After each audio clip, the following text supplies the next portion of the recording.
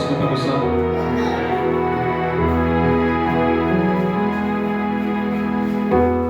Who doesn't wish for sunny days in the sky above us never turn gray? Life isn't always sunshine. We have times that leave us asking why. When the clouds rain and tears begin to fall,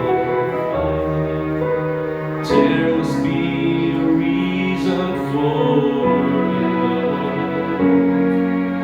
Redeemer of the rain, door will never waste our pain. He brings beauty out of brokenness and hope to our heartache.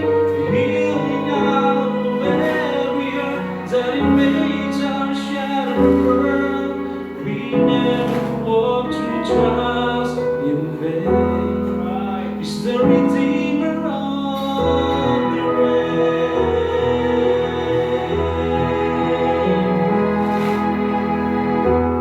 Every problem that we face is accepted by the Father through hands of grace. He uses sorrow to draw us, to call us closer to His side. In the middle of the storm, we